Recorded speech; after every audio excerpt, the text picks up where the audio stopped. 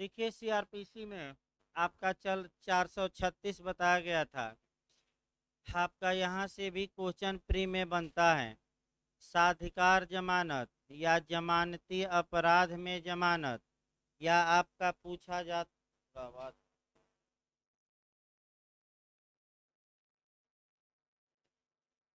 Hello. Hello. Hello. Hello. Hello.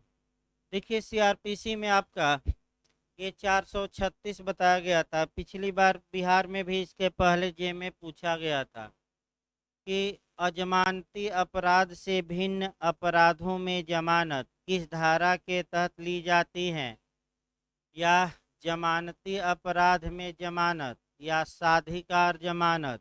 तो 436 मारिएगा। दूसरा, कौन इसमें जमानत दे सकता है?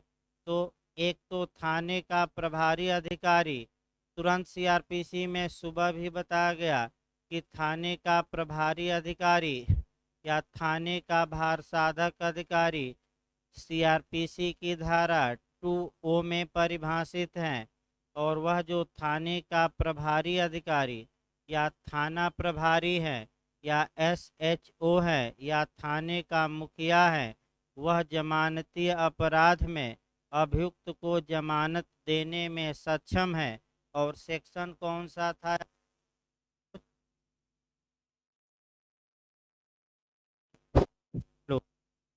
दूसरा जो सक्षम व्यक्ति, वह आपका न्यायालय है, और न्यायालय भी जमानत दे सकता है। आवाज देखिए तो फट रही है, आवाज सही जा रहे हैं ना? हेलो।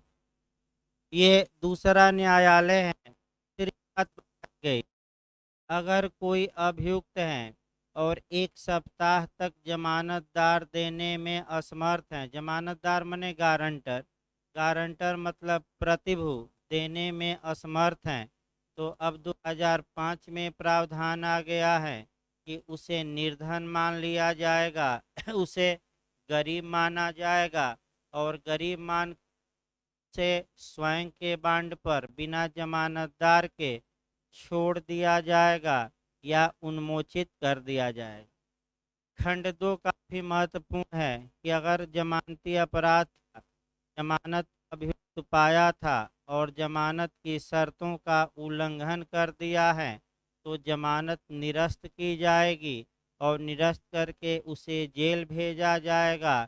और अब वह साधिकार जमानत की मांग नहीं कर सकता, और शर्तों का उल्लंघन करना दंडनीय भी है आईपीसी की धारा 229 ए में। इसके बाद 436 की लगातार क्वेश्चन बन रहा है।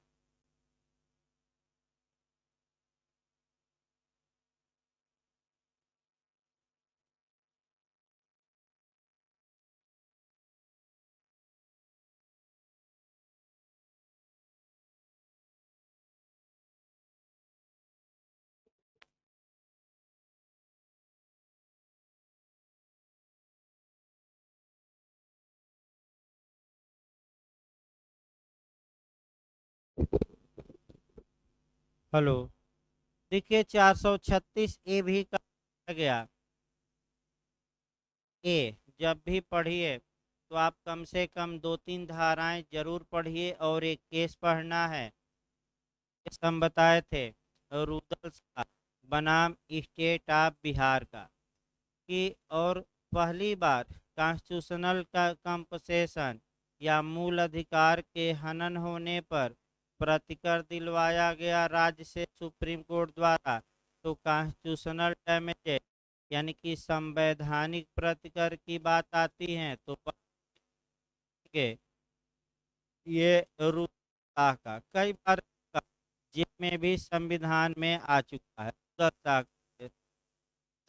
फिर आपका दूसरा एंगल 57 आईपीसी से बताया गया कि अगर आजीवन कारावास की गणना दंड भिन्नों में करनी है, तो आजीवन कारावास को कितने वर्षों के तुल्य माना जाएगा? 20 वर्ष, हमेशा नहीं। तीसरा पॉइंट समझना है कि 436 ए में क्या है।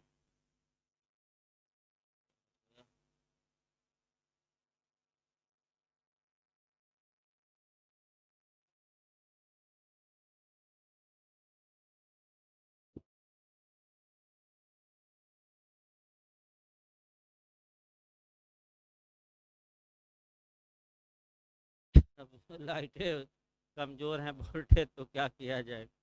देखिए आपका फिर इसके बाद आपका बताया गया था कि अगर कोई अपराध किया है अभियुक्त और बिना निर्णय के पहले ही आपका बिना जमानत के वह उस अपराध के लिए जो अधिकतम सजा है उसका आधा से अधिक व्यतीत कर चुका है, तो सामान्यतः उसे जमानत दे दी जाएगी। लेकिन किसी भी हाल में उसे उस अपराध के लिए जो अधिकतम सजा हो सकती है उससे अधिक दिनों तक के लिए कारागार में निरुद्ध नहीं रखा जाएगा। उदाहरण आपका बताया गया था घर में चोरी का। अब यहाँ आजीवन मृत्युदंड के मामले में यह नियम लागू नहीं होगा, लेकिन आजीवन कारावास के मामलों में यह नियम लागू होगा। तो समस्या ये आई कि आजीवन कारावास का आधा से अधिक निकालना है, तो आईपीसी की धारा 57 काम करेगी। और आजीवन कारावास को कितने वर्षों के अब तुल्य माना जाएगा? 20। और आधा आराम से निकाल लीजिए, 10 साल। इसके बाद आइए, अजमानती अपराध की भूमिका बांधी गई थी, फिर एक बार उसको 2 मिनट देखिए। अजमानती अपराध की परिभाषा 2A में दी गई है और 2A सीआरपीसी में कहा गया है कि अजमानती अपराध से कोई अन्य अपराध अभिप्रेत है, यानी कि जो अपराध जमानतीय न हो उसी को हम क्या कहेंगे? अजमानतीय। बंद करिए वो पंखा एक तो। उसका बंद करिए सर। एफ, देखिए एफ ही लिखा होगा या एफ।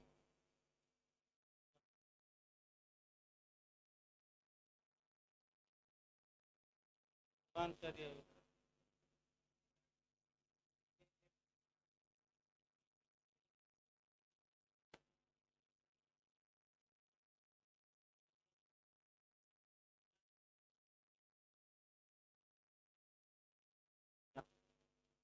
जाएगी तो पढ़िए थोड़ा देर, फिर देखते हैं भाई, गर्मी लगेगी तो 10-15 मिनट तो पढ़िए फिलहाल।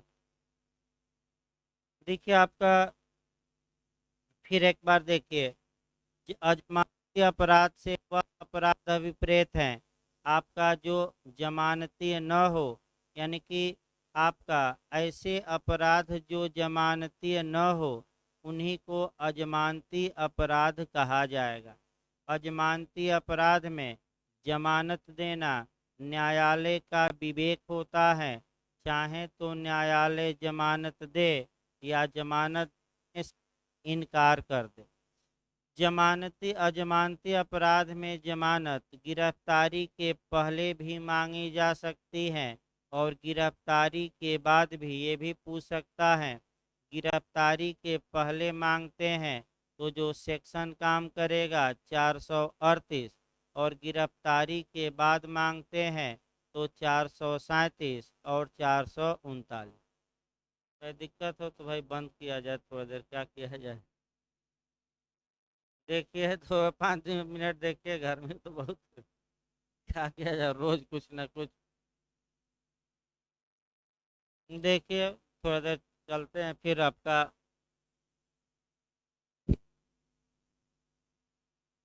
ये फिर न मिनट ना लाइट आ जाए। नहीं, अगर नहीं चल पाएगा तो इंतज़ार करिए भाई, आपका 10-15 मिनट रोका जाएगा लाइट।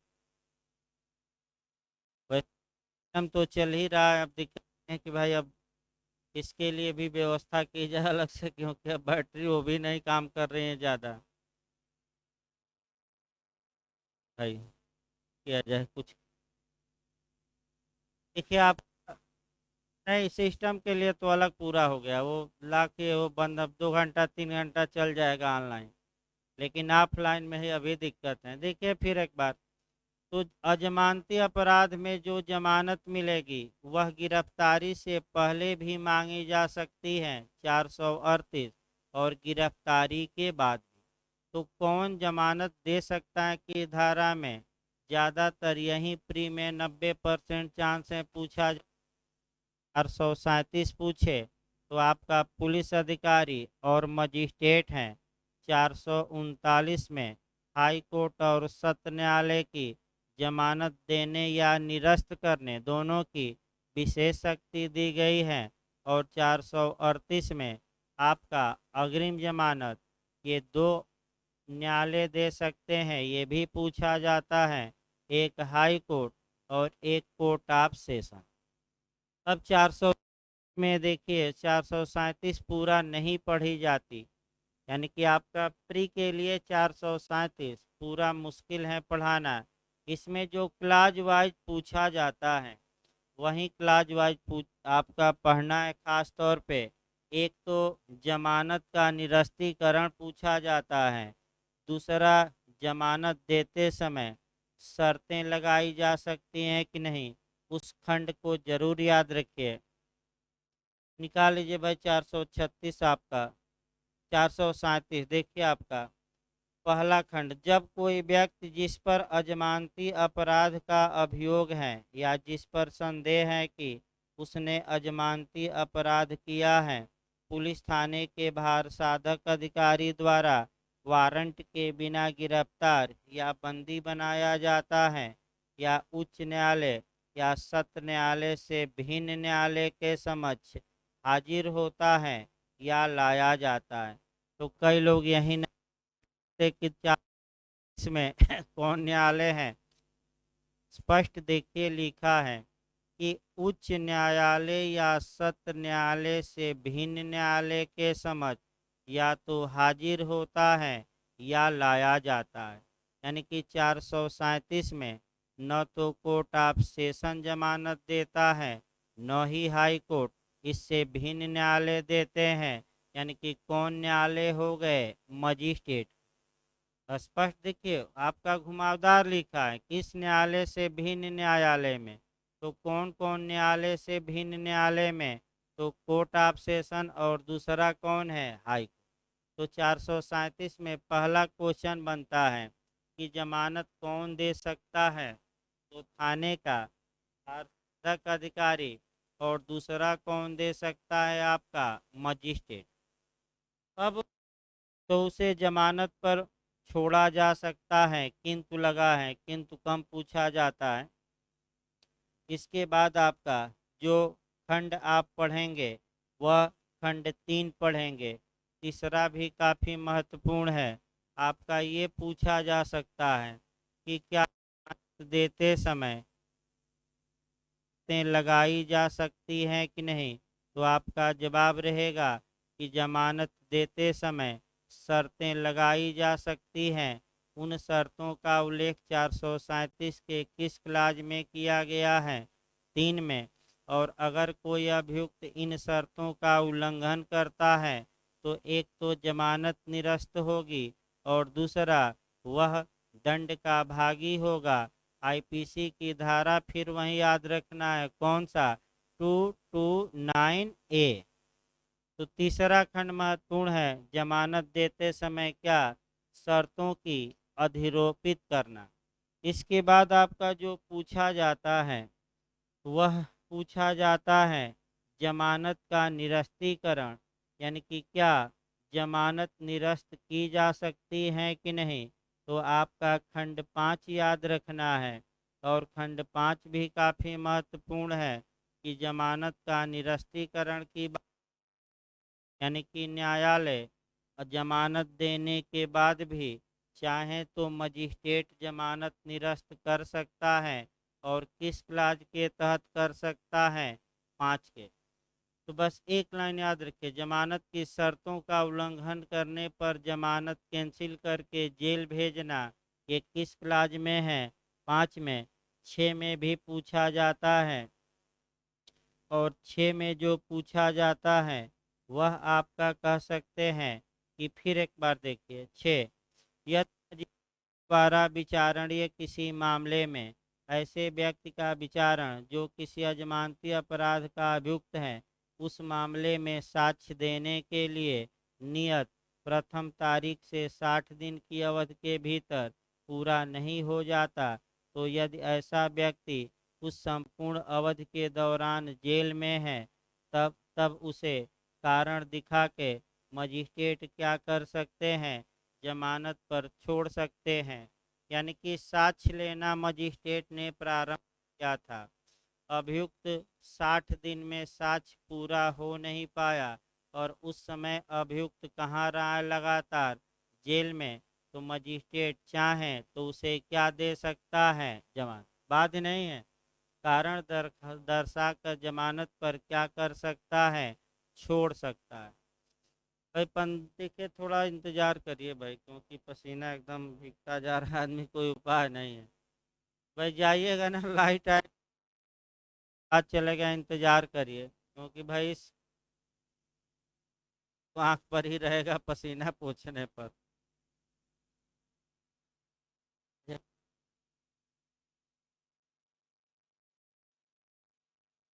से जा रहे थोड़ी देर बाद अभी क्लास चलेगा भाई, जो ऑनलाइन पढ़ रहे हैं बता दिया जाए। तब तक आप लोग बाहर थोड़ा टहल लीजिए, क्योंकि अंदर बहुत गर्मी है भाई क्लास में।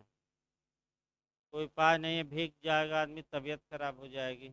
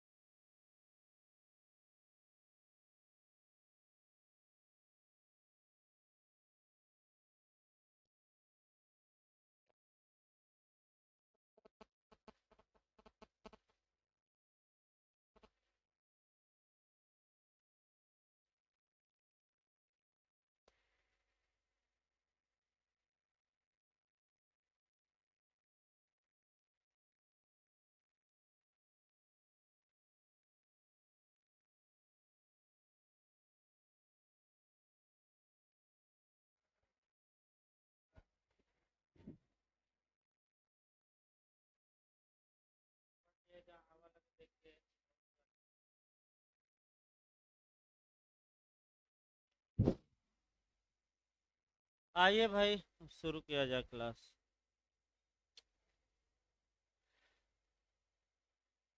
चलने दिए थोड़ा देर कूलर हो, ताकि थोड़ा एक झाट देखिए और फिर उसमें प्लग लगाना है, कल वो भी सही करा दिया जाए। हिलाइए तो तार। बैठिए, बैठिए आप, पौन घंटा बैठिए। देखिए कहीं बैठिए। नहीं, कल भाई बैटरी आपका बोला गया है, कल आपका एक और बैटरी लग जाएगा, तो दो बैटरी नहीं हो जाएगी, तब आपका 3-4 घंटा भले लाइट कट जाए। अब ये है कि ये दोनों बैटरी पुरानी थी, हमने सोचा कि एक बैटरी से काम चल जाएगा, लेकिन अब ये दोनों बैटरी बात हुई है, कल बेच दिया जाएगा, और कल दिन में ही बताया गया भाई आपको, जो लगाता है हमारा मिस्त्री, कि 12-1 बजे 2 बजे तक आपका एक और नई बैटरी हाई लेवल की लगवा देते हैं। उससे ये रहेगा कि भाई आपका अगर लाइट कट भी गई तो 3-4 घंटा कम से कम, 4-5 भी पंखे चल गए तब भी क्लास चल जाएगा, सिस्टम चलता रहे। ट्यूबलाइट और 5 या 6 पंखे। तो कल आपका मैंने लग रही है शाम को कई दिनों से बीच बीच में। अब ये वो आपका प्रयास किया जाएगा कि दूर हो जाए, चाहे लाइट रहे न रहे। तो देखिए आपका भाई, देखिए है, ऑन कर दीजिए, हो नहीं तो नीचे वाला दाबिए तो देखिए। देखिए 437 चल रही थी, और 437 का क्लास 6 भी महत्वपूर्ण था, और 6 आपका बताया गया है। फिर एक बार याद रखिए कि अगर अजमानती अपराध था और साक्ष्य देने के लिए तारीख नियत थी, और 60 दिनों के अंदर ये साक्ष्य पूरा नहीं हो पाया, तो मजी अगर उस बीच अभियुक्त जेल में है बिना जमानत के, तो न्यायालय चाहे तो जमानत दे सकता है। ये भी याद रखना है मजिस्ट्रेट। एक और आपका याद रखना है 437 पढ़ने के साथ, और वह आपको याद रखना है 167, यानी कि धारा 167 भी हल्का सा आपको पढ़ना पड़ेगा। उसमें डिफॉल्ट बिल बंद कर दीजिए, कूलर कुछ देर हो गया उतना, मौसम थोड़ा बहुत सही हो गया। देखिए आपका डिफॉल्ट बिल पूछा जाता है, व्यतिक्रम के कारण जमानत, चूक के कारण जमानत पूछ सकता है, बिहार में भी क्वेश्चन आया था। तो अगर किसी अपराध में सजा 10 वर्ष से कम है तो 60 दिन, और 10 वर्ष या 10 वर्ष से अधिक सजा है तो 90 दिन में। अगर पुलिस इन्वेस्टिगेशन यानी कि तफ्तीश या विवेचना या अन्वेषण पूरा नहीं करती, और इस बीच अभियुक्त अभिरक्षा में है, तो वह साधिकार जमानत पाने का अधिकारी होगा, और जो जमानत दी जाएगी वह अध्याय 33 के प्रावधान उसमें लागू होंगे। यानी कि ये माना जाएगा कि किस चैप्टर के तहत जमानत दी गई है, तो आपका अध्याय 33 के तहत जमानत दी गई है। यानी कि बिहार में पूछा गया था 60 दिन में कब अन्वेषण पूरा कर लिया जाए, तो ऐसे अपराध जिस सजा कितनी हो, आपका 10 वर्ष से कम हो, और 90 दिन में पूछा जाता है कब पूरा किया जाए, तो ऐसे अपराध जिसमें सजा हो 10 साल या 10 साल से अधिक। ये किस धारा में हमने जाकर बताया, तो ये 167 में। याद रखिए, इसको कहते हैं डिफॉल्ट बेल या व्यतिक्रम के कारण जमानत। तो 39 देख लिया जाए, तब 438 पढ़ा जाता है।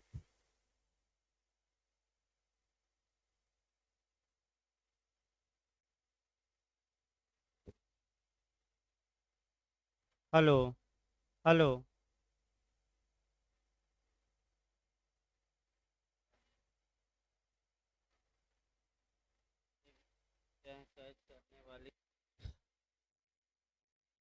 हेलो। देखिए आपका ये 439 पहले देख लिया जाए। 439 आपका उत्तराखंड में भी पूछा गया था कि कोर्ट ऑफ सेशन यानी कि सत्र न्यायालय और उच्च न्यायालय की जमानत देने या जमानत निरस्त करने की या जमानत की शर्तों में फेर फार करने की का स्पेशल पावर यानी कि विशेष पावर किस सेक्शन में दिया गया है।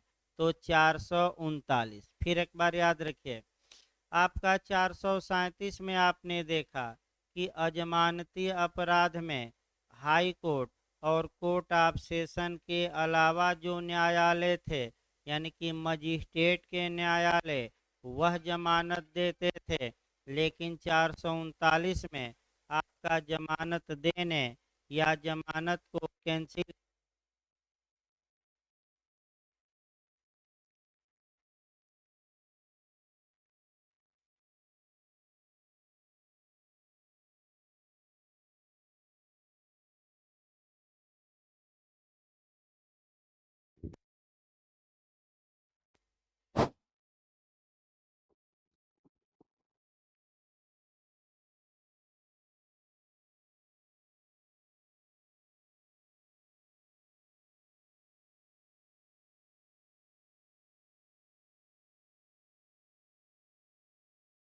हेलो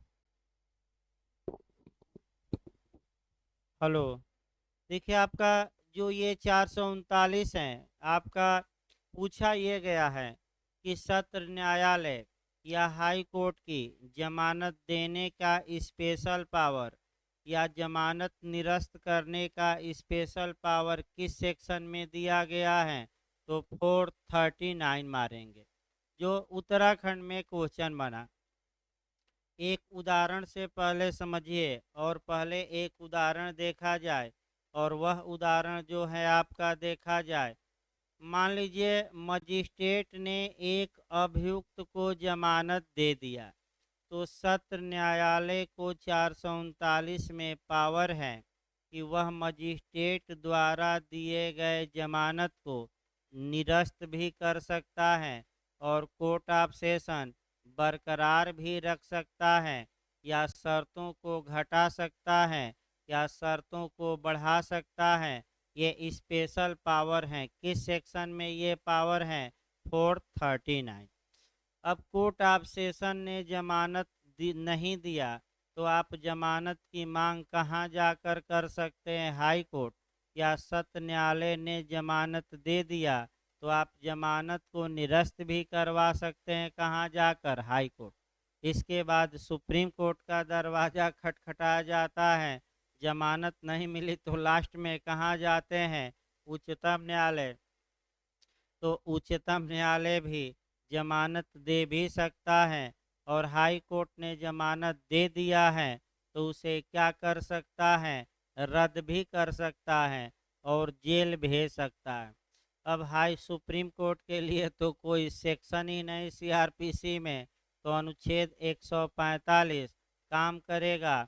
तो सुप्रीम कोर्ट किस आर्टिकल के तहत जमानत देता है या जमानत को कैंसिल करता है? तो आपका जवाब रहेगा किस आर्टिकल के तहत? 145। हाँ, एक और उदाहरण, शर्तों में भी फेर फार हाई कोर्ट और आपका सत्र न्यायालय या सुप्रीम कोर्ट भी कर सकता है। जैसे निचले न्यायालयों ने शर्तें ज़्यादा लगाई हैं तो ये लोग कम कर सकते हैं, और कम लगाई हैं तो क्या कर सकते हैं? ज़्यादा। और किसी शर्त को रद्द भी कर सकते हैं। अब बेयर एक्ट आ जाइए आपका 439 में। आपका बेयर एक्ट निकाल लीजिए, तब 438 पढ़ा जाएगा भाई। 439 देखिए, छोटी ही धारा है, बहुत बड़ी धारा नहीं है। जमानत के बारे में उच्च न्यायालय या की विशेष शक्तियाँ, हेडिंग जरूर याद रखिए, पूछा गया था। देखिए क्या करके, उच्च न्यायालय या सत्र न्यायालय यह निर्देश दे सकता है, मैंने डायरेक्शन दे सकता है कि किसी ऐसे व्यक्ति को जिस पर किसी अपराध का अभियोग है और जो अभिरक्षा में है, जमानत पर छोड़ दिया जाए, और यदि यदि अपराध धारा 437 की उपधारा 3 में विनिर्दिष्ट प्रकार का है, तो वह ऐसी कोई शर्त जिसे वह उस उपधारा में वर्णित प्रयोजनों के लिए आवश्यक समझे अधिरोपित कर सकता है। यानी कि इसका मतलब ये हुआ कि सत्र न्यायालय या उच्च न्यायालय अगर किसी व्यक्ति को निचले न्यायालय ने जमानत नहीं दी है तो जमानत दे सकते हैं। और शर्तें कौन लगाएंगे? जो शर्तें 437 के किस क्लाज में हमने बताई थी, 3 में, वे शर्तें भी ये लोग क्या कर सकते हैं? लगा सकते हैं जमानत देते समय। तो पहला जो खंड ए था वह जमानत देने की बात करता है। अब खंड ख आ जाइए। किसी व्यक्ति को जमानत पर छोड़ने के समय मजिस्ट्रेट द्वारा अधिरोपित कोई शर्त अपास्त या उपांतरित कर दी जाए। इसका मतलब ये हुआ कि अगर मजिस्ट्रेट ने जमानत दी थी, शर्त लगाई थी, तो क्या हाई कोर्ट और सत्र न्यायालय शर्तों में फेर फार कर सकता है कि नहीं? कर सकता है। जैसे शर्त मजिस्ट्रेट ने लगाई हो कि तुम विदेश बिना न्यायालय की इजाज़त के न जाना, तो सत्र न्यायालय या हाई कोर्ट को पावर है कि वह इस शर्त को क्या कर सके, या तो बनाए रख सके या रद्द कर दे। शर्तों में भी फेर फार कर सकता है। परंतु देखिए, परंतु उच्च न्यायालय या सत्र न्यायालय किसी ऐसे व्यक्ति की जो ऐसे अपराध का अभियुक्त है जो अनन्यतः सत्र न्यायालय द्वारा विचारणीय है, यानी कि पूर्णतः किसके द्वारा विचारणीय है? सत्र न्यायालय द्वारा, या जो यद्यपि इस प्रकार विचारणीय नहीं है, आजीवन कारावास से दंडनीय है, जमानत लेने के पूर्व जमानत के लिए आवेदन की सूचना लोक अभियोजक को उस दशा के सिवाय देगा जब उसकी ऐसे कारणों से जो लेखबद्ध किया जाए यह राय है कि ऐसी सूचना देना साध्य या संभव नहीं। यानी कि इसका मतलब ये हुआ कि जो अपराध पूर्णतः सत्र न्यायालय द्वारा दंडनीय है, या जिनमें अधिकतम भले सत्र न्यायालय द्वारा विचारणीय न हो, लेकिन जो सजा है उसमें आजीवन कारावास हो सकती है, यानी कि लाइफ इम्प्रिजमेंट, तो ऐसी दशा में सत्र न्यायालय या उच्च न्यायालय अगर संभव है तो पब्लिक प्रोसिक्यूटर को जमानत देने से पहले सूचना देंगे। और पब्लिक प्रोसिक्यूटर सुबह बताया गया था किस धारा में परिभाषित है? 2U में, इसकी नियुक्ति की धारा में 24 में, और अनुभव कितना अधिवक्ता के रूप में सुबह बताया गया? 7 साल। विशेष लोक अभियोजक के लिए अनुभव 10 साल। ये किसकी ओर से मने आपका मामला का संचालन करेंगे? अभियोजन की ओर से कि अभियुक्त की ओर से? अभियोजन। ये किस मामले का संचालन करते हैं? सुबह बताया गया संज्ञेय कि असंज्ञेय की दोनों? संज्ञेय। तो सरकार इन्हें नियुक्त करती है किस मामले के लिए? संज्ञेय। किसकी ओर से प्लीडिंग करेंगे? सरकार की ओर से। तो अभियोजन का सत्र न्यायालय में संचालन कौन करता है? लोक अभियोजक। आपका 225 CRPC में जो सत्र विचारण है बताया गया है, कौन संचालन करेगा? लोक अभियोजक। तो लोक अभियोजक को सूचना अगर देना संभव है तो दिया जाएगा। इसलिए दिया जाता है कि लोक अभियोजक आकर जमानत दी जाए कि नहीं, इसका क्या कर सकता है? विरोध। तो सरकार का वकील जमानत देने का सदैव विरोध करता है, और अभियुक्त का वकील क्या कहता है कि हमें जमानत क्या दिया जाए? दिया जाए।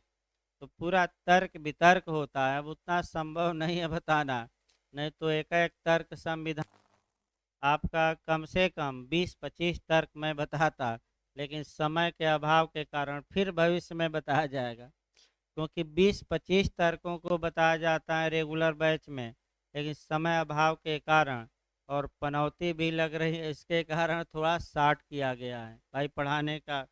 अगला देखिए, परंतु यह और कि उच्च न्यायालय या सत्र न्यायालय किसी ऐसे व्यक्ति की जो IPC की धारा यानी कि दुराचार से जो संबंधित मामले हैं, आपका अधीन विचारणीय किसी अपराध का अभियुक्त है, जमानत लेने के पूर्व जमानत के आवेदन की सूचना ऐसे आवेदन की सूचना प्राप्ति की तारीख से 15 दिन की अवधि के भीतर लोक अभियोजक को देगा।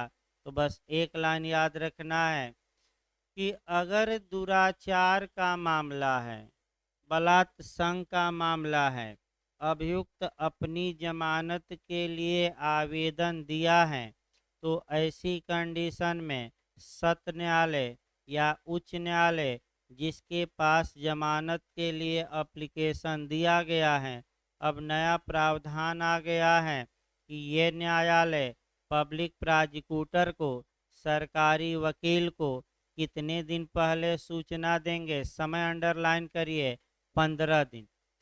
अग्रिम जमानत में भाई अलग है आपका, 438 में भी पूछा जाता है, वहाँ 7 दिन है और यहाँ कितना दिन है? 15 दिन। ये नियम किस में लागू होगा? पूछ ले। केवल और केवल किन मामलों में?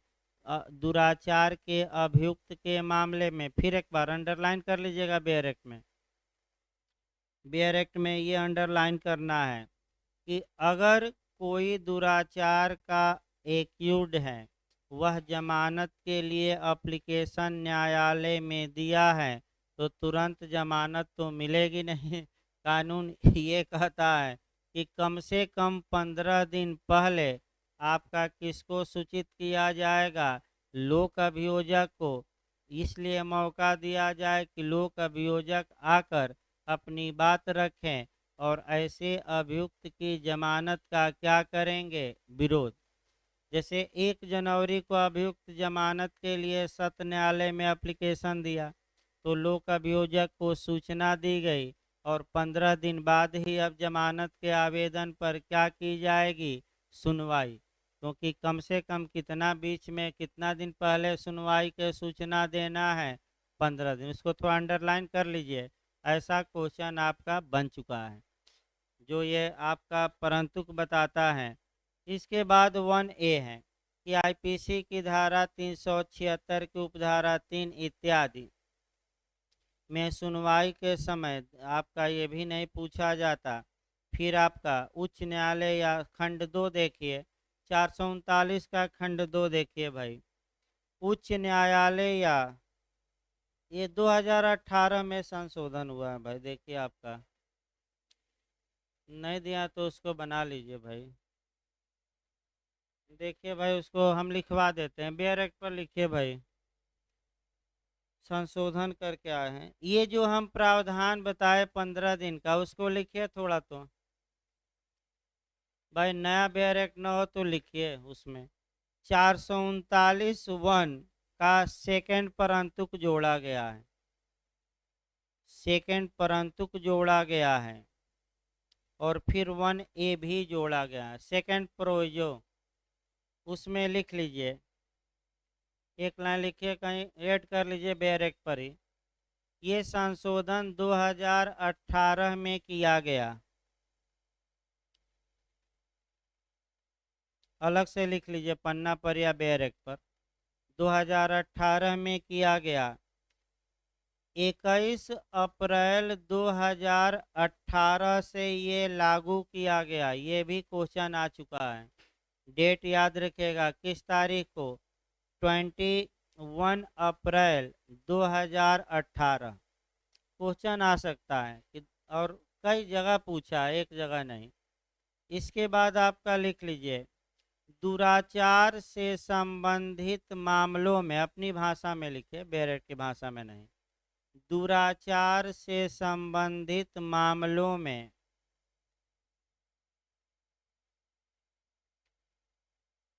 15 दिन पहले लोक अभियोजक को सूचना दी जाएगी। 15 दिन यानी कि जब जमानत का एप्लीकेशन अभियुक्त दिया है, उसके बाद 15 दिन सूचना दीजिए, 15 दिन क्या करिए? इंतजार, तब सुनवाई होगी। 15 दिन अंडरलाइन करिए, पूछ सकता है। 15 दिन पूर्व किसको सूचना दी जाएगी? लोक अभियोजक। अगला देखिए आपका खंड 2 भी का महत्वपूर्ण है। खंड 2 देखिए आपका कि यहाँ जो आपका है कह सकते हैं कि जमानत का निरस्तीकरण। तो आपका देखिए हम फिर एक बार कंसेप्ट याद रखिए।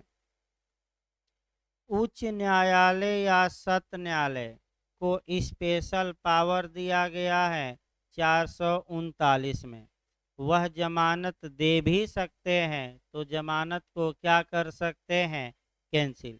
अगर देने की बात आए तो 439 का क्लाज 1 मारिएगा और निचले न्यायालय ने जमानत दे दी है तो उसे क्या कराना है, कैंसिल। और कैंसिल करके जेल भेजना है तो कौन सा क्लाज अप्लाई करेगा, क्लाज 2।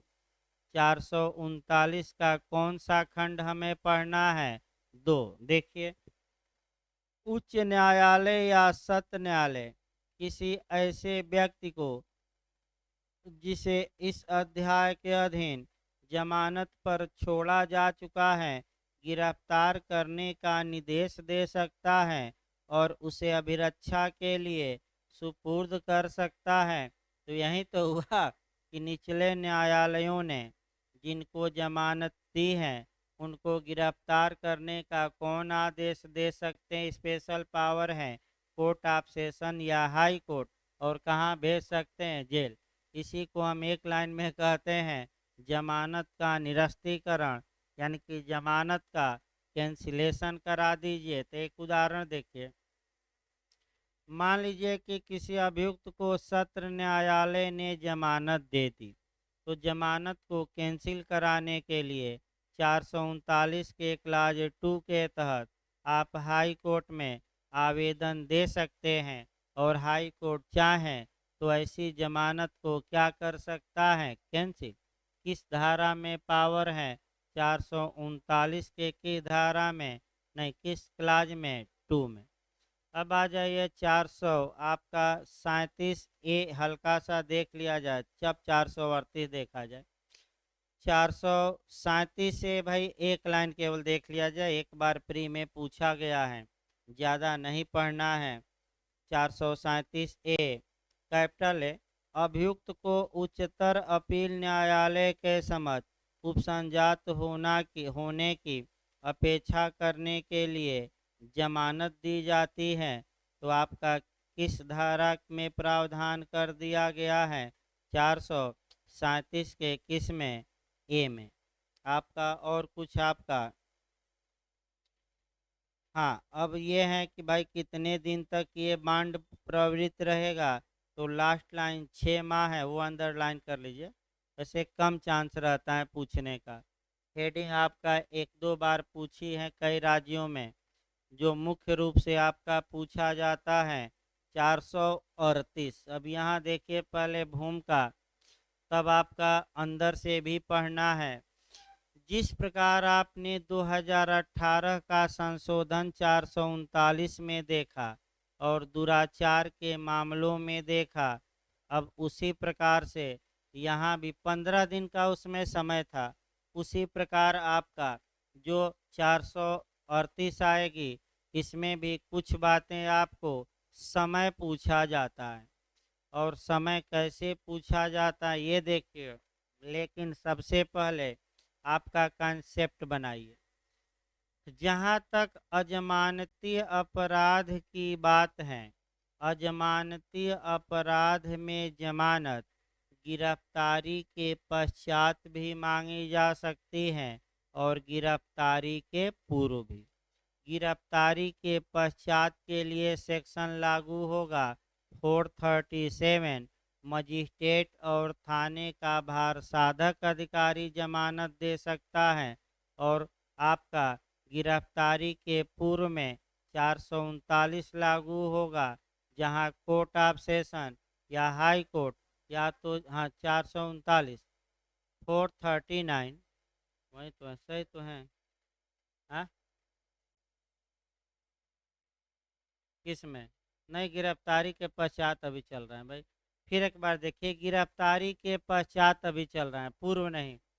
फिर एक बार देखिए, गिरफ्तारी के पूर्व के लिए दो धारा गिरफ्तारी के पश्चात अभी चल रहा है भाई, गिरफ्तारी के बाद के लिए दो धाराएं काम करेंगी, 437 और 439। 438 गिरफ्तारी के पूर्व जमानत की बात करती है, इसको इंग्लिश में कहते हैं एंटीसिपेटरी बेल। हिंदी में भी शब्द चेंज करता रहता है। प्रत्याशित जमानत, अग्रिम जमानत, गिरफ्तारी के पूर्व जमानत, पूर्वकालिक जमानत, पूर्वकालिक भी कहते हैं। इसको जब भी पढ़िएगा तो संविदा अधिनियम की एक धारा कम से कम कोरिलेट करके पढ़िएगा, 39, यानी कि एंटीसिपेटरी ब्रीच ऑफ कॉन्ट्रैक्ट, यानी कि जिस समय संविदा का पालन करना था उसके पहले ही संविदा के पालन करने से कोई वचनदाता क्या करता है, इनकार। जैसे ए ने कहा कि हे बी, मैं तुम्हारे बारात में नागिन डांस करूंगा। 1 जनवरी को संविदा हुई, 30 जनवरी को बारात जानी है, तब तक 15 जनवरी को ही ए कह दिया कि हम न बारात आएंगे तुम्हारे और न ही डांस करेंगे। तो बताइए संविदा जिस दिन पालन होना था उसके पहले ही क्या किया, वचन से इनकार। तो इसको कहते हैं पूर्वकालिक संविदा भंग, प्रत्याशित संविदा भंग, या अग्रिम संविदा भंग, या पालन के पहले ही क्या, संविदा भंग। अब 438 की भूमिका देखिए 2-4 मिनट, तब बैरक शुरू किया जाए। जहाँ तक 438 की बात है, अग्रिम जमानत केवल अजमानती अपराध में मांगी जा सकती है। इसके लिए एप्लीकेशन देना पड़ता है, या तो हाई कोर्ट दे सकता है या कोर्ट ऑफ सेशन दे सकता है। आपका कह सकते हैं कि उत्तर प्रदेश में बहुत लंबे समय तक, लगभग 40 साल तक ये धारा रिपील रही। जब एनडी तिवारी मुख्यमंत्री थे, आपातकाल लागू किया गया था भारत में, तो उत्तर प्रदेश में तमाम लोग अग्रिम जमानत की मांग करने कोर्ट पहुंच गए। तो न बांस रहेगी, न बांसुरी बजेगी, न धारा 438 रहेगी, और न यूपी में कोई अग्रिम जमानत मांगेगा। तो एनडी तिवारी ने इस धारा को रिपील कर दिया था सीआरपीसी से उत्तर प्रदेश के लिए। अब जाकर 2-3 साल पहले ये क्या हुई है, बहाल। अब मांगा जा सकता है, लेकिन व्यवहार में लोग ये बता रहे हैं कि कहीं का भी कोर्ट ऑफ सेशन अग्रिम जमानत नहीं दे रहा है। अग्रिम जमानत का एप्लीकेशन क्या कर दे रहा है, खारिज। और उसके बाद आप कहाँ जाइए, हाई कोर्ट। अब पता नहीं डर रहे हैं कि क्या कर रहे हैं, क्योंकि व्यवहार में दे नहीं रहे हैं। लागू तो हो गई धारा यूपी में अब, क्योंकि आपका लेकिन व्यवहार में लोग बता रहे थे कि अभी भी कोर्ट ऑफ सेशन अजमानती अपराध में अग्रिम जमानत नहीं दे रहा है। तो देखिए, चाहे एफआईआर हुई हो या ये संभावना है कि एफआईआर इनके खिलाफ अजमानती अपराधों में हो सकती है, तब भी आप मांग सकते हैं। अग्रिम जमानत का मतलब ये हुआ कि आपका पूछा जाता है कि इन्हें गिरफ्तार तो किया जाए, लेकिन तत्काल जमानत क्या की जाए, दे दी जाए। ये एमपी का मॉडल है। अग्रिम जमानत का मतलब क्या, गिरफ्तारी पर रोक नहीं, गिरफ्तार करते ही जमानत उसी क्षण क्या किया जाए, दे दिया जाए। अब लोग कहते हैं कि गिरफ्तार ही नहीं होगा, लेकिन कानूनी भाषा में जानना है, एक क्षण के लिए गिरफ्तार हुआ हुआ, 1 सेकंड के लिए हुआ, तुरंत जमानत दे दिया, तो अब क्या हुआ, उसको जेल नहीं भेजा जाएगा। यानी कि जैसे ही वह जमानत दे दे, उसे क्या किया जाए, छोड़ दिया जाए। ये डायरेक्शन रहता है आपका, अभी बताया जाएगा। अब 438 देखिए बैरेट की भाषा भाई, बैरेट की भाषा देखिए, जो कंपटीशन में पूछता है वह देखा जाए। 438 गिरफ्तारी की आशंका करने वाले व्यक्ति की जमानत स्वीकृत करने के लिए निर्देश। पहला खंड देखिए, जब किसी व्यक्ति को यह विश्वास करने का कारण है कि हो सकता है कि उसको किसी अजमानती अपराध के किए जाने के जुल्म इल्ज़ाम में यानी कि अभियोग में गिरफ्तार किया जाए, तो वह इस धारा के अधीन निदेश के लिए उच्च न्यायालय या सत्र न्यायालय को आवेदन कर सकता है कि ऐसी गिरफ्तारी की स्थिति में उसको जमानत पर छोड़ दिया जाए। यानी कि 1 सेकंड के लिए गिरफ्तार तो किया जाए, लेकिन तुरंत क्या दे, जमानत। और उच्च न्यायालय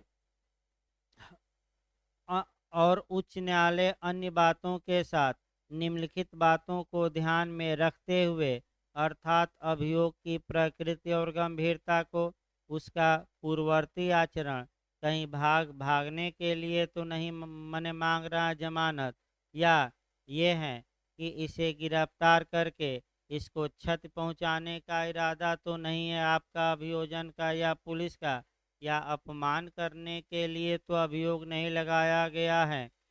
ऐसी दशा में या तो तत्काल आवेदन को अस्वीकार करेगा या अग्रिम जमानत मंजूर करने के लिए अंतरिम आदेश देगा।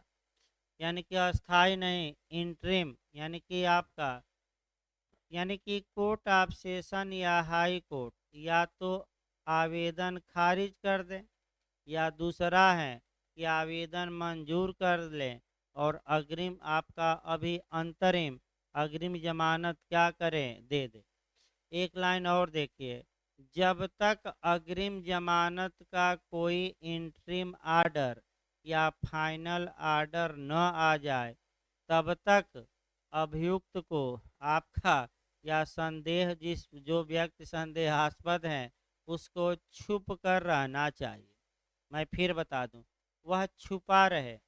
अगर इधर अग्रिम जमानत के लिए आवेदन दिया गया है, अभी आपका हाई कोर्ट या सत्र न्यायालय ने अभी कोई इंटरिम या इंटरिम आर्डर नहीं दिया है, तो पुलिस को ये पावर है कि ऐसे व्यक्ति को वारंट के बिना क्या कर ले, गिरफ्तार। तो इसीलिए जब तक अग्रिम जमानत के आवेदन पर क्या न हो जाए फैसला, तब तक के लिए आप क्या करिए, कहीं छुपे रहिए, क्योंकि पुलिस तो आपको खोजेगी और आप इधर क्या लगा दिए हैं, अग्रिम जमानत। तो छुपे रहेंगे तो सही रहेंगे, नहीं तो पुलिस पकड़ लेगी, तो अग्रिम जमानत का मामला ही क्या हो जाएगा, समाप्त। तो अगर अग्रिम जमानत मंजूर की जाती है, तो सत्र न्यायालय या उच्च न्यायालय क्या डायरेक्शन देंगे, तुरंत वह पॉइंट हम पढ़ा देते हैं। और आपका खंड 3 आ जाइए भाई, तुरंत आपका क्लाज 3 आ जाइए, फिर एक बार देखा जाए, क्लाज 3 देखा जाए। यदि पहले क्लास 3 पढ़ लीजिए, उसके बाद हम बैक होते हैं, क्योंकि अग्रिम जमानत देने का मतलब क्या हुआ ये भी जानना है। यदि तत्पश्चात ऐसे अग्रिम जमानत दे दिया हाई कोर्ट या कोर्ट ऑफ सेशन ने, यदि तत्पश्चात ऐसे व्यक्ति को ऐसे अभियोग पर पुलिस थाने के भार साधक अधिकारी द्वारा वारंट के बिना गिरफ्तार किया जाता है, और वह या तो गिरफ्तारी के समय या जब वह ऐसे अधिकारी की कस्टडी में है तब किसी भी समय जमानत देने के लिए तैयार है, तो उसे जमानत पर क्या किया जाएगा, छोड़ दिया जाए। अब आप लोग बताइए, क्या गिरफ्तार किया ही नहीं जाएगा कि किया जाएगा, किया जाएगा। और जैसे ही वो जमानत देता है, अब तुरंत या तो उसी क्षण या मान लीजिए 2 घंटे बाद ही सही, 1 घंटे बाद सही, जैसे वो व्यक्ति जमानत देता है पुलिस के सामने, वैसे उसे क्या किया जाएगा। ये जरूर याद रखें कि अग्रिम जमानत में क्या होता है, तो गिरफ्तार किया ही नहीं जाएगा, गिरफ्तार किया जाएगा। गिरफ्तार किए जाने पर जमानत दे दी जाएगी, इनमें से कोई नहीं। तो रट कर जाएगा, गिरफ्तार किए जाने पर जमानत क्या की जाएगी, दी जाएगी। कौन सा क्लास हमने बताया, आपका 3। फिर बैक होइए, परंतु यह कि जहां यथास्थिति उच्च न्यायालय या सत्र न्यायालय ने इस धारा के तहत कोई न तो अंतरिम आदेश दिया है अग्रिम जमानत का, न ही अग्रिम जमानत मंजूर या अग्रिम जमानत का आवेदन अस्वीकार कर दिया है, तो पुलिस को अभी पावर बना रहता है वाले परंतु का कि अगर न्यायालय में आपने अग्रिम जमानत के लिए एप्लीकेशन दिया है और न्यायालय ने अभी न तो इंटरिम आपको राहत दी है, अभी कोई दिया नहीं एंट्री राहत, अभी एप्लीकेशन पेंडिंग है, कोई आदेश न्यायालय का हुआ नहीं, या एप्लीकेशन का क्या होगा खारिज, तो फिर याद रखिए पुलिस को इस बीच शक्ति प्राप्त है कि वह अभियुक्त को खोजते रहे और वारंट के बिना क्या कर सकती है, गिरफ्तार। तो गिरफ्तारी पर कब रोक लगेगी, जब हाई कोर्ट या सत्र न्यायालय कोई अंतरिम या अस्थाई आपका माने आदेश देकर रोक लगाए, यानी कि या तो अंतरिम रूप से जमानत मंजूर करे या किस रूप से अस्थाई, नहीं तो पुलिस को पावर है कि वह वारंट के बिना क्या है इस बीच गिरफ्त। अगला देखिए 1 देखिए, जहां न्यायालय उपधारा 1 के अधीन अंतरिम आदेश मंजूर करता है वहां वह तत्काल एक सूचना जो 7 दिन से अन्यून की सूचना न होगी, ऐसे आदेश की एक प्रति न्यायालय द्वारा आवेदन की अंतिम रूप से सुनवाई के समय लोक अभियोजक को सुनवाई का उचित अवसर देने की दृष्टि से लोक अभियोजक और पुलिस अधीक्षक को देगा। ये अंडरलाइन करिए, यहाँ से भी आपका एपीओ और जे में क्वेश्चन बन चुका है, इस लाइन को जरूर अंडरलाइन करिए। आपका 439 में कितने दिन पहले सूचना दी जाती थी, 15, और 438 में कितने दिन पहले। तो अगर हाई कोर्ट अभियुक्त को इंटरिम रिलीफ दे दिया, यानी कि ये हुआ कि अभी गिरफ्तार इनको न किया जाए, तो अंतिम अभी आदेश देना बाकी है, तो अंतिम आदेश देने से पहले हाई कोर्ट सुनेगा आडी अल्ट्रम पर्टम, तो किसको सुनेगा, पब्लिक प्रोसिक्यूटर को सुन ले, सरकारी वकील को सुन ले, तो आपका कम से कम कितने दिन पहले सूचना दी जाएगी, 7 दिन। और समस्या ये है कि किसको सूचना न्यायालय देगा, आपका लोक अभियोजक को कि उस जिले के पुलिस अधीक्षक को, दोनों को, इनमें से कोई नहीं। यही क्वेश्चन बार बार पूछ रहा है, किसको सूचना दी जाएगी, दोनों को कितने दिन पहले, 7 दिन अंतिम सुनवाई से पहले। जैसे कि 1 जनवरी को आवेदन पर सुनवाई हुई, हाई कोर्ट मान लीजिए कहा कि इंटरिम राहत हम दे रहे हैं और आपको अब जब तक हमारा अगला आदेश न आ जाए आपकी गिरफ्तारी पर हम क्या लगा रहे हैं, रोक। तत्पश्चात सूचना दी जाएगी किसको, आपका लोक अभियोजक यानी कि सरकारी वकील और उस जिले के किसको, पुलिस अधीक्षक को, कितने दिन पहले अंतिम सुनवाई के, 7 दिन पहले। और वो लोग आकर आपका अंतरिम आदेश और अग्रिम जमानत का क्या करेंगे, विरोध। उसके बाद जो फैसला है, या तो अंतरिम जमानत को रद्द कर दे, न्यायालय एप्लीकेशन को भी रद्द कर दे, या अंतरिम जो दिया है आदेश उसको अंतिम कर दे, तो अंतिम कर देगा तो फाइनल आ गया आदेश, और अंतरिम है तो जब तक कि फाइनल आदेश न आ जाए।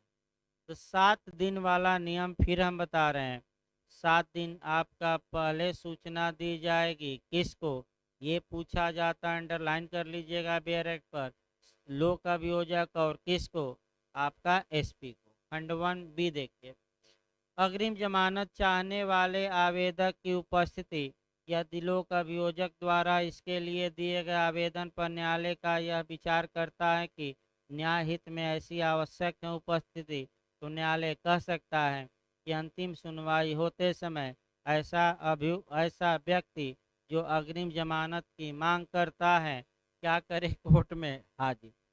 अब समस्या ये है कि अगर मंजूर हो गई अग्रिम जमानत तब तो प्रेम से जाएगा, और अगर हाई कोर्ट ने या लोअर कोर्ट ने क्या किया, खारिज, तब तो भाई पुलिस को पावर है कि अब वारंट के बिना बाहर निकलते ही क्या कर सकती है, गिरफ्तार।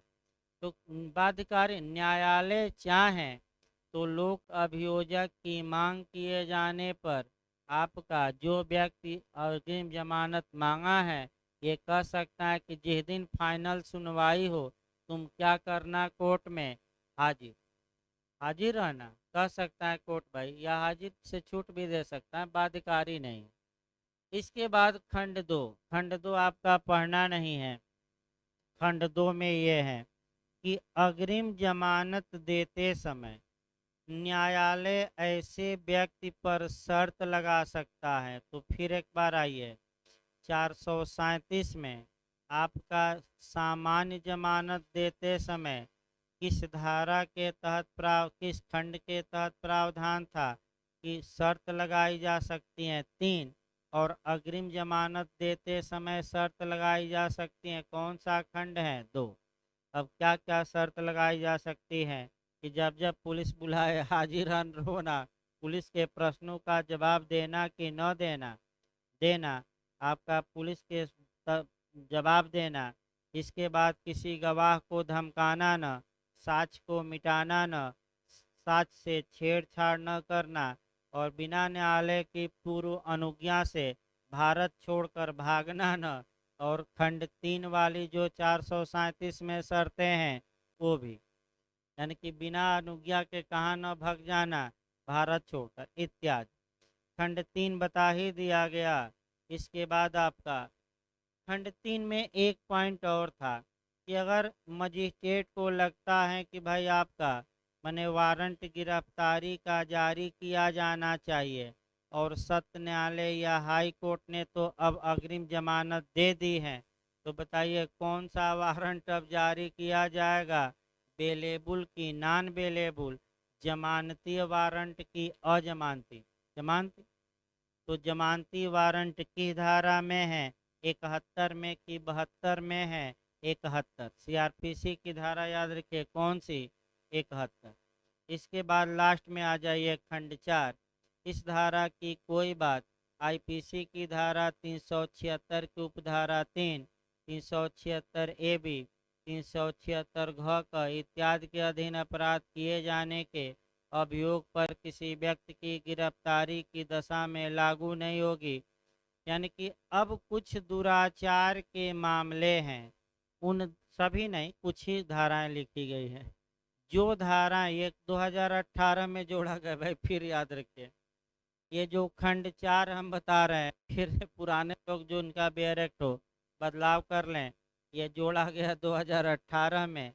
कुछ दुराचार से संबंधित धाराएं हैं, इसमें अग्रिम जमानत की मांग की जा सकती है कि नहीं, नहीं की जा सकती। कौन कौन, तो 376 की उपधारा 3 के तहत आने वाले मामले, 376 ए बी, लिखना चाहे तो लिख सकते हैं, बैरेक्ट में देख लीजिएगा, 376 का क्लास 3, लिखना चाहे तो लास्ट में मैं लिखवा दूं। इसके बाद 376 ए बी, इसके बाद डी ए, 376 डी ए, इसके बाद 376 डी बी, डी बी, यानी कि 1 2 3 4, चार ऐसी कंडीशन है जहां दुराचारियों को अग्रिम जमानत दी जाएगी कि नहीं दी जाएगी, नहीं दी जाएगी, ये धारा अप्लाई ही नहीं करेगी। इस प्रकार आपका आज की कहानी समाप्त किया जाए भाई। आपका कल अगला क्लास चलेगा आपका, और थोड़ा बहुत ये आगे बताकर और आपका दूसरा चैप्टर उठाया जाए, अपील का कल उठाया जाएगा, पढ़कर